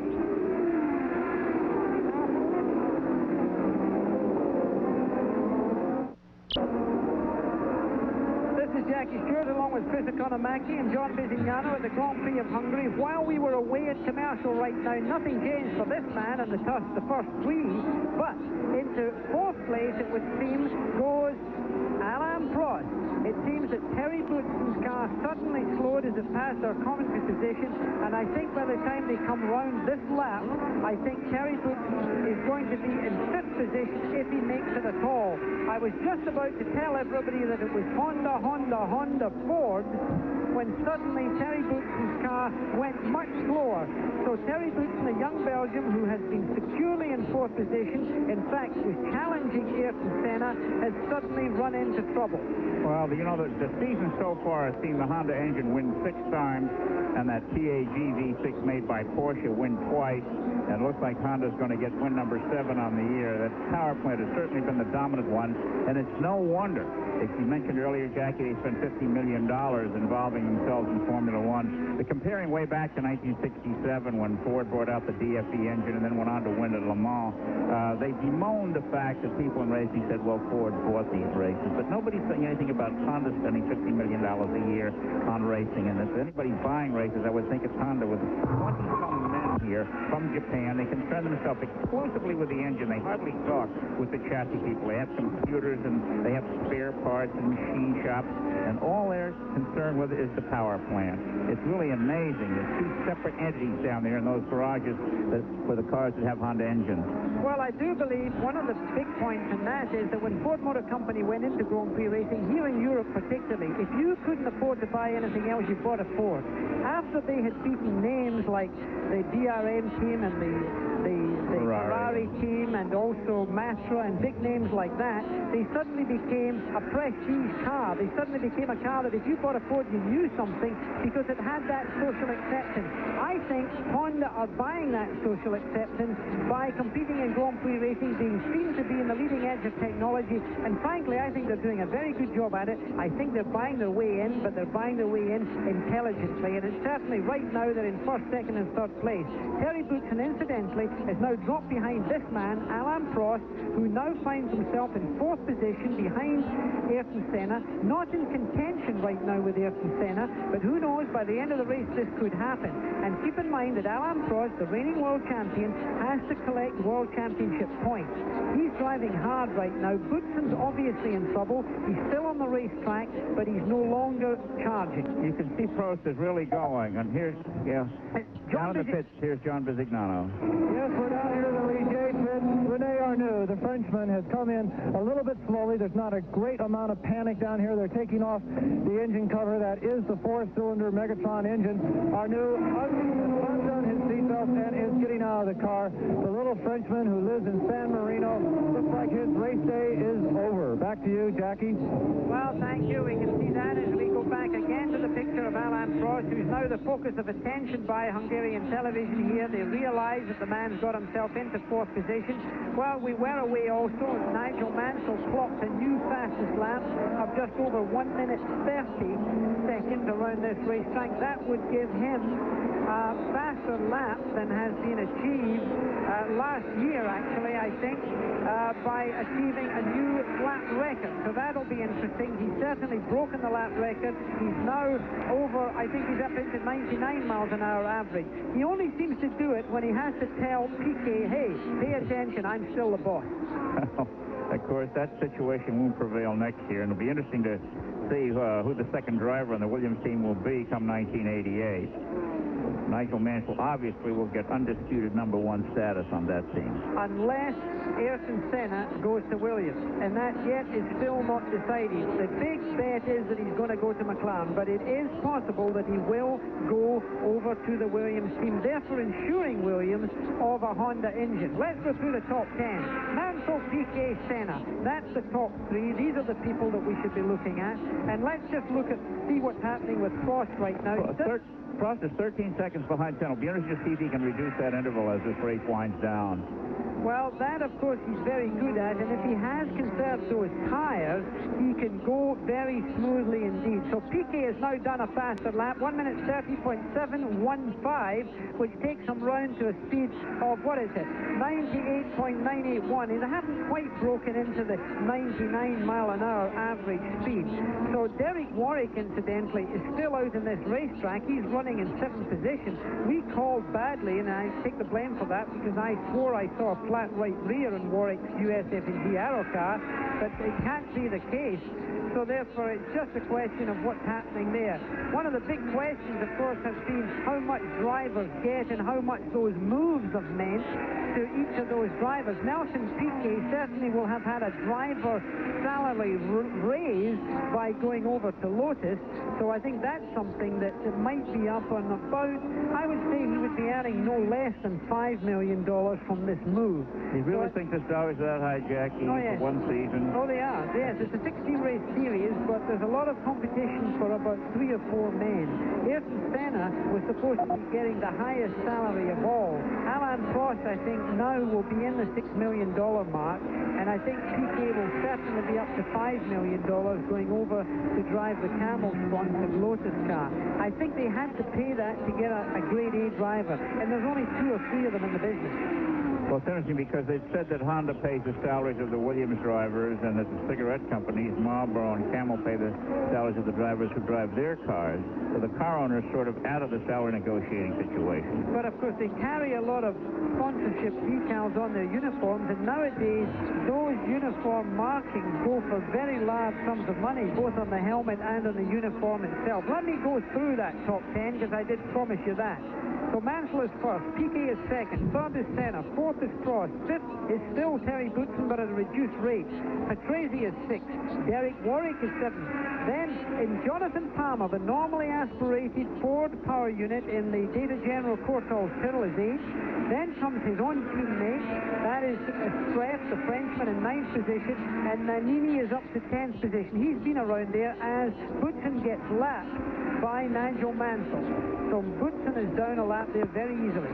Well, Jackie, Nelson Piquet has just stopped the clock at a new fastest lap for the race, a minute 30.149. That brings his lap speed up to 99.602 miles an hour. Has it ever been, under normal weather conditions, that the fastest lap in a race has outsped the top qualifier? Not that I can remember, but that wouldn't be the case here either, because keep in mind in top qualifying they were down to 1 minute 28 seconds. So I think we can look for that. Terry Boutsen, incidentally, has been going very slowly indeed, has really slowed down. I just hope he can complete the distance here in this race. So we're looking for Terry Boutsen to make the distance. And of course we're at the Grand Prix of Hungary. An enormous crowd has come here. We've got certainly a lot more than 150,000 people in attendance. They've been watching a very slow race of pace.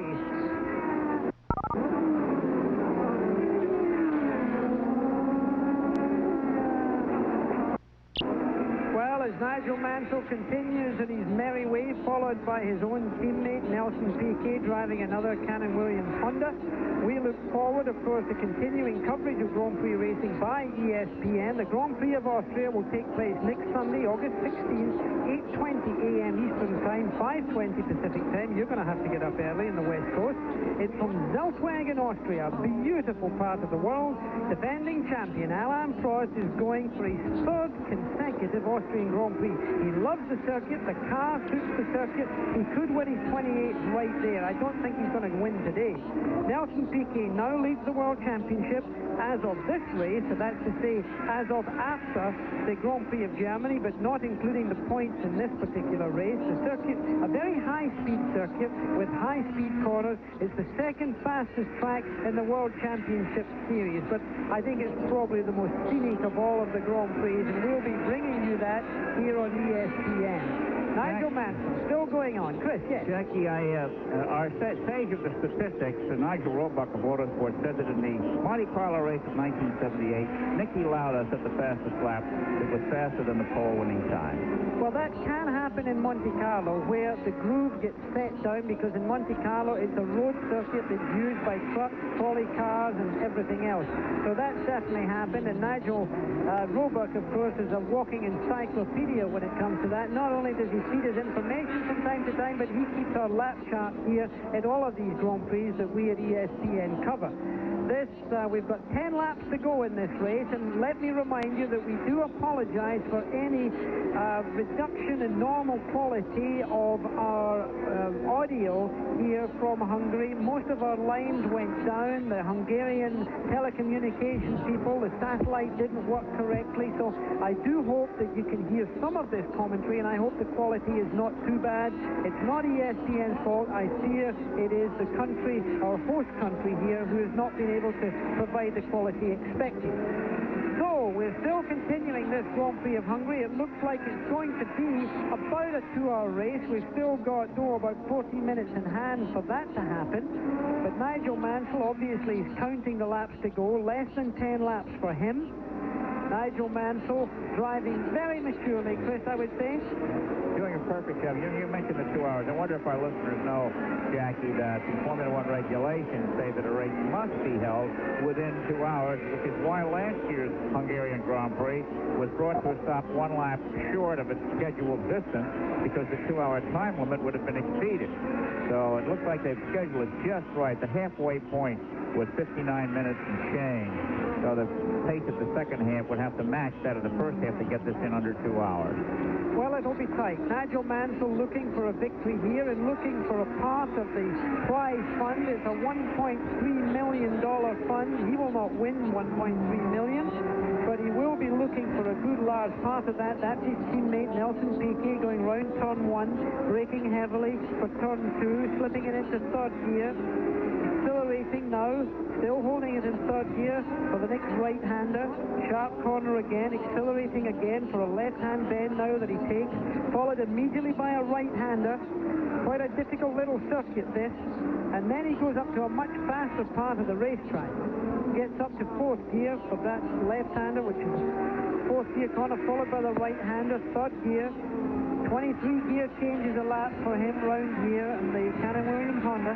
You know, Jack, when you think about 23 gear changes a lap, 76 laps, the number of gear changes is in the thousands before the day is out for the driver, and just not one missed shift ever takes place along with top driver. Well, I'd like to tell you that was true, Chris. Being a driver myself, now that I can easily say it without the fear of the team manager hitting me, I missed a few in my day. Did you really, Jack? Well, of course, it was certainly kept it quiet. Well, certainly from the press and the television commentators I did. But no, of course, Alan Prost, there's a man who does drive with consistency. I remember when he won his last Monaco Grand Prix, I think it was the year before last, he said that it was his most perfect race. He never missed one gear change in that entire race. Now, I've done that a few times, but certainly that is something that you've got to avoid. You can definitely damage an engine by missing an engine. Yeah. Alan Prost, gear changing perfection, driving perfection, the best in the world in my opinion right now.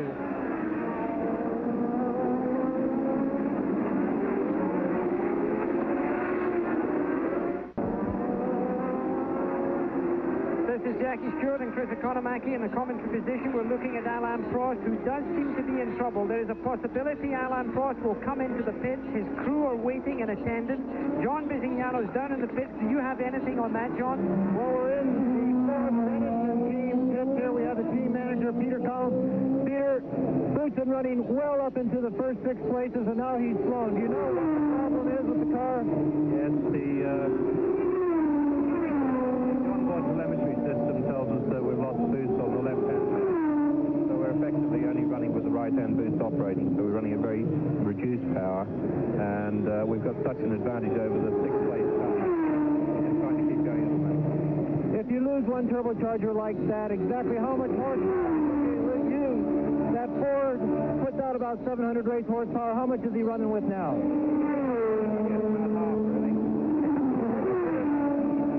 Now, we promised you earlier a little bit of information about the fuel of these cars. I went to Lotus, I went to McLaren, and I went to Williams. One team manager said, what do you think of this on NASCAR? We're not going to give you information like that, but they felt confident that they could go the distance. We don't have any exact figures, but right now there are no fuel problems with the front runners. Well, they are very tight with their information. The Formula One guys have never been very easy to give away their so-called secrets. Jackie, do you think they know how much fuel is in the car? Oh, yes, they do, because there's a computer readout in all of the dashboards. And by the way, wait a minute. Now, wait a minute. I just saw him. Look, he's run out of gas. We've been talking about gas, and the leader, Nigel Mansell, is slurping the fuel back and forward to try and pick up gas. Nigel Mansell has lost the Grand Prix of Hungary. He's coming to a stop. That means Nelson Piquet, will he have enough gas in? It's the same power plant, and therefore, will Ayrton Senna have enough gas? Because he's in a Honda, too. Right, were all those fastest laps worth it? Well, I said to you, Chris, to tell our audience not to switch off, because things can happen. You've got it. We're live. We're at ESPN. We're at the Grand Prix of Hungary. Nigel Mansell has led this race. 6 laps to go. From the Everybody could run out. Well, maybe not everybody, but certainly it's a real problem for the Honda engines, because unless the management system's been going wrong, and there's a readout on that dashboard which tells him how many laps he can go on fuel, how many liters are left, he's probably been telling the Williams pit. They're watching on television. There is Piquet, his own teammate, coming round to look as if he can now take the lead. This is the final corner. He's coming round here now. There's the Williams team, the denim identification, one of the co-sponsors, and there comes Nelson Piquet. Now, the radio will tell him he's off. The crowd are standing for him. You know, they're very fickle, these spectators. 1 minute they're cheering Nigel Mansell for leading. The next minute they're cheering Piquet up because he's now the new leader. The king dies. God save the king. Well, that's truly amazing. With 5 laps to go now, Nelson Piquet is sitting out in front in car number 6, and he is obviously concerned about his particular fuel supply, because running out on the last lap you might expect, but with 6 laps to go. Now, how many seconds does he have on Ayrton Senna, who now puts himself into second position? He has a giant amount of time, because Senna is only passing now. He's got 43 seconds, nearly 44 seconds of lead with not many laps. There's only 5 laps to go in this race. So really you will see Nelson Piquet driving round with the economy performance like he's never used before. There's no point in having to rush it with that amount of time in hand. And of course, this man can't afford to rush in his yellow car because he's got to watch his fuel consumption. You could see a normally aspirated engine here coming right in and finishing in the first 3. Somebody else just ran out of gas. Alain Prost went past our position here. You're not seeing him on the camera or on our TV set, but he burbled. He cut out. The engine failed him. I think he's run out of gas. Unbelievable. Well, it's going to be a survival of the economists here. And there's PK knocking off another lap. We're going to I would think with the situation the way it's being, why doesn't he come in? Well, you can't add fuel. Can't add fuel. I know. I was thinking of a stateside race. You can get a splash and keep going. There's Mansell walking back a dejected. He's a very emotional man, Nigel Mansell. I should think he is totally upset by this. Now, we've got a replay coming up of Nigel Mansell actually finding the engine running dry, and he did it here in one of these slow corners. Look, the car goes around, it gets loose. Jackie, the rear suspension's bad in the car. It's the rear suspension. I'm not sure. I'm not at all sure. It could be the car got loose as he went round there, but that could... Oh, look, I think you're right. It is the rear suspension. It's not fuel. Yep, it is loose. You're right, Chris. It looks to me, we thought he had run out for fuel because he had done his weaving job. Well, let's take the pressure off the fuel for a moment, but recognize that Alain Prost went past with his engine missing, and there, a dejected Nigel Mansell. I told you he's emotional. He's certainly showing it there. Yeah, that was a right rear suspension problem. Something let go on the car. Perhaps an upright broke or something. We saw it on the replay. Could be a top link. It looked like one of the top links may have broken and was allowing the top end of that wheel to fall inward. However, Piquet probably doesn't know the reason for the failure. And that's obviously true. And let's see now. Okay, Piquet obviously slowed down because Senna's interval. Senna has knocked about 4 seconds off the interval behind Piquet on that last lap. There's the right rear wheel. You can see the wheel canted over. You can certainly see it in this freeze-frame picture here. The right rear wheel has just given out. It looks like a top link has gone. That's one of the suspension links that could have given way. It could be a weld. It could be, I don't know whether it's a fabricated top link or whether it's a cast one, but certainly something in the rear suspension has gone, and that is a very disappointing fact. With only 5 laps to go, it now gives Nelson Piquet that opportunity. Remember, the World Championship was being led by Nelson Piquet in any case, so this will give him a total of 48 World Championship points. This gives him one big lead. Nigel Mansell was, of course, looking to make up this discrepancy, and he really deserved this victory, as, of course, Prost deserved the victory at the last Grand Prix in Germany, and he was robbed by that. Well, it's really shocking, and now it's just to see whether Piquet's car holds up for the remainder of the distance here. You know, those cars are identically constructed, and what's stressed on one car is stressed on another car. You know, Mansell yesterday was his 33rd birthday, and his pole position was like a birthday present. What a letdown what happened to Nigel Mansell today. Somebody's taking the presents back. It's certainly sad for him. Piquet, in the meantime, is progressing on with only a few laps to go here, a few laps left. There's only 3 laps.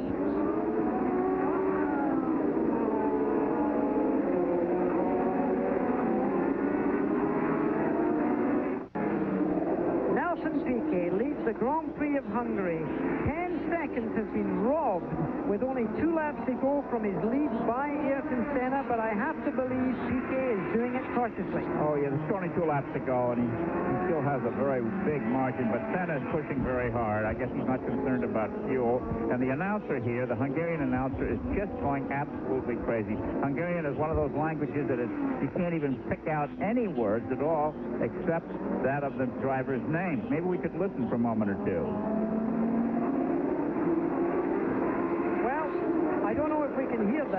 But in fact, Piquet seems to be in his last lap. Nelson Piquet, the information tells us he's on his last lap, and is it a very cautious last lap? He's really taking his time to give you an update. Alain Prost is still running, but with a rough-sounding engine, so he's slowing down, but keeping going, if you know what I mean. Well, that's true, and Piquet snakes around 15-turn racetrack on the east side of Budapest, Hungary, in the 1987 Grand Prix of Hungary. It will be history in a matter of moments. Well, we've lost our feed, the satellite picture that you should be getting from ESPN, and we have lost that. The plug has been pulled by somebody, probably here in Hungary, unfortunately. We're looking down from our commentary position. The starter and the finisher is out there with his checkered flag behind his back right now, waiting for Nelson Piquet to come through. Senna's in second place. Prost is up to third place. Goodson is fourth. So there we have it. In fifth place should be Patrese, and here's the checkered flag being given to Nelson Piquet. Raises his hand. Is he a happy man? He announced he's leaving the team, and now he wins for that team. The World Championships of Constructors will benefit enormously from this victory. Now, as he drives round slowly, we're waiting for this man, Ayrton Senna, driving the Camel Lotus as he comes down to the second last corner. He's closed the gap, but of course Piquet was really monitoring that as he enters now this last and 15th corner. The other Brazilian, Brazil, first and second, an amazing feat. They've been doing this regularly now. He takes the checkered flag, so he's second.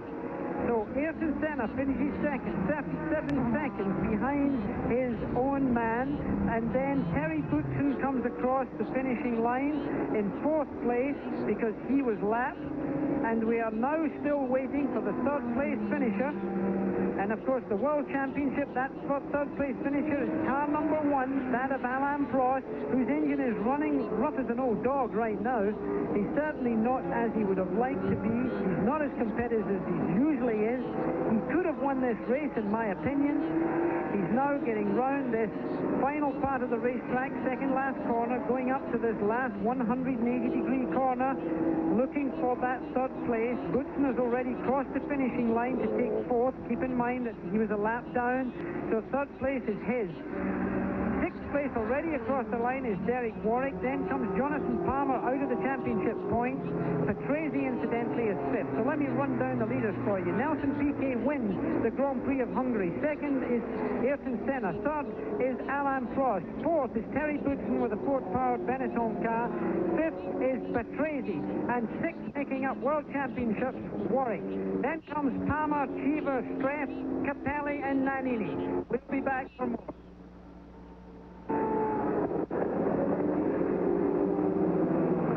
Okay, the Grand Prix of Hungary has been completed. A massive crowd attended to see Nelson Piquet get a surprise victory. In second place was Ayrton Senna. In third place was Alain Prost, the defending world champion. Fourth was Terry Boutsen.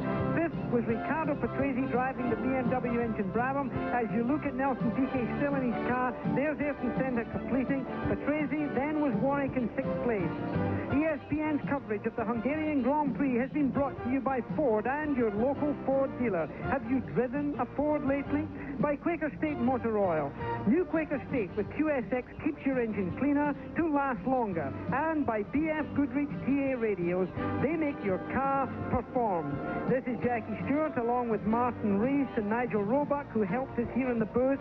Doug Blackman down with John Bisignano, Chris Economaki helping me in the booth. The Grand Prix has been won. Keep in mind, the next Grand Prix is that of the Grand Prix of Austria next weekend.